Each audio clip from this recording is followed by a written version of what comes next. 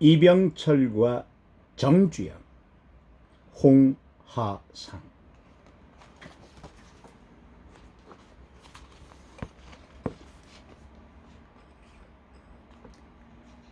제일모직은 처음 한 해 동안에 약 50만 벌의 양복지를 생산했는데 골덴텍스의 양복 한 벌감은 1만 원 안팎이었다. 당시 마카오 양복지 한 벌감 6만 원에 비하면 엄청나게 싼 가격이었다. 골덴텍스의 품질도 결코 마카오 복지에 뒤떨어지지 않는 수준이었다. 그런데 당시 한국의 신사라는 사람들은 여전히 양복지 하면 마카오 복지라야 한다는 생각이 지배적이었다. 그들은 모두 국산 품질이 외제에 비해서 뒤떨어진다는 생각을 하고 있었던 것이다. 판매가 부진하자 이병철은 직접 아이디어를 냈다. 국내 최초의 고급 양복지 골덴텍스가 외래품을 능가한다는 문구를 광고 문안에 넣도록 한 것이다. 외래품을 능가하는 골덴텍스 양복지. 이 무렵 이병철은 일부러 골덴텍스로 만든 양복만을 입고 다녔다. 그런데 그를 만나는 정부의 고급 관리들이나 재계 인사들은 그가 여전히 영국제 순모기지로 양복을 입고 다닌다고 생각했다. 역시 사장님이 입으신 영국제는 다르군요. 이렇게 인사를 하는 게 보통이었다. 고맙습니다. 우리 골덴텍스가 영국제만큼 좋다는 이야기로 알아듣겠습니다. 이병철은 빙그레 웃으며 양복바지 스카프스를 뒤집어 메이드 인 코리아가 찍힌 글자를 보여주었다. 바로 제일모직 양복지라는 걸 증명해 주는 것이었다. 처음에 잘 팔리지 않았던 골덴텍스는 시간이 지남에 따라 외국산에 비해 손색이 없다는 평판을 들으면서 날개 돋친 듯이 팔리기 시작했다. 얼마나 잘 팔리는지 골덴텍스의 상표를 도용한 상품이 시중에 유통될 정도였다. 골덴텍스가 잘 팔리자 경남모직, 한국모방, 대한모방 등 새로운 양복지 회사가 우죽순격으로 설립되었다. 그러나 선발업체인 골덴텍스는 이미 시장의 70%를 점유하고 있었다.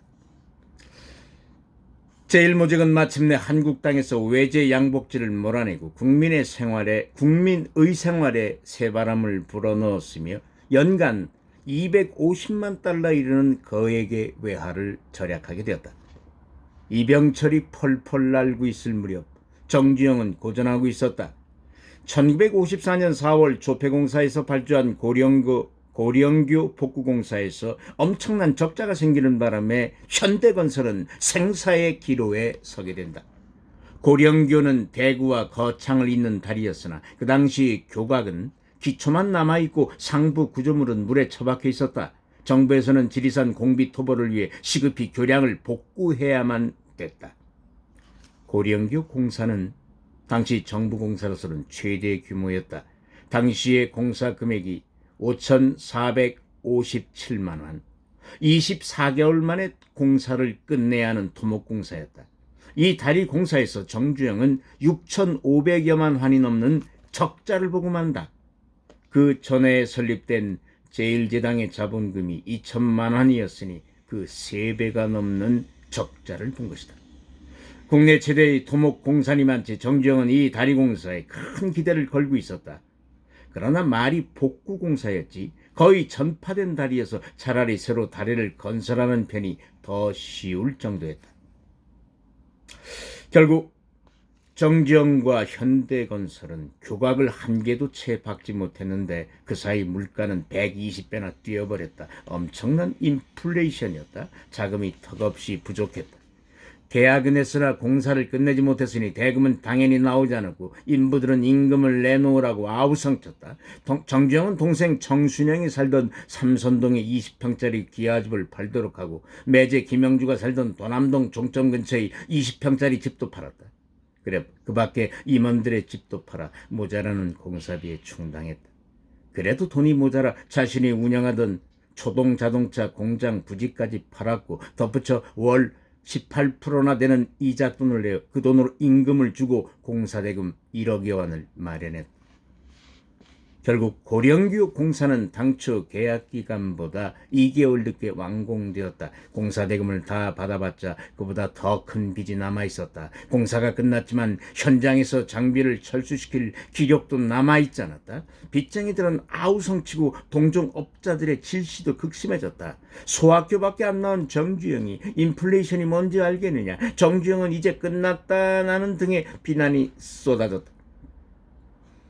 그가 계약 금액보다 더 많은 돈을 손해보면서까지 공사를 감행한 것은 신용 때문이었다. 신용을 잃으면 모든 게 끝장이라는 생각으로 밀어붙였던 것이다. 이것은 실현이지 실패가 아니야. 내가 실패라고 생각하지 않는 한 결코 실패가 아니야. 정주영은 고령교 공사 실패에 대해 그런 다짐을 하면서 자신을 달랬다.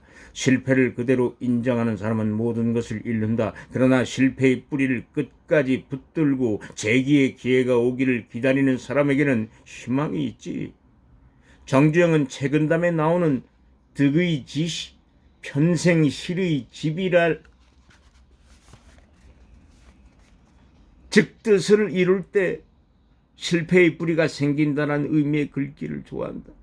그는 실패를 해도 그 뿌리를 결코 놓지 않았던 것이다. 그 뿌리의 싹은 신용이란 재산이었다.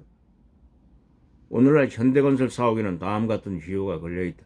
담담한 마음을 가집시다. 담담한 마음은 당신을 굳세고 바르고 총명하게 만들 겁니다. 고령교 공사의 실패를 통해 얻은 정주영의 교훈을 적은 것이다. 정주영으로서는 와신 상담의 기나긴 고난의 시간이 시작되고 있었다. 고령교 공사로 인한 빚 6,500만 원을 갚는데 그 후로도 20년이 걸렸다. 현대건설은 고령교 복구공사로 큰 손해를 보았으나 그때 쌓은 신용 덕분에 2년 뒤인 1957년 한강 인도교 복구공사를 따내는 데 성공함으로써 화려하게 재기에 성공한다. 낭독하다가 울먹이긴 처음이에요. 감사합니다. 홍하상 작가님 감사합니다. 좋은 책을 내주셔서 늘 응원하겠습니다.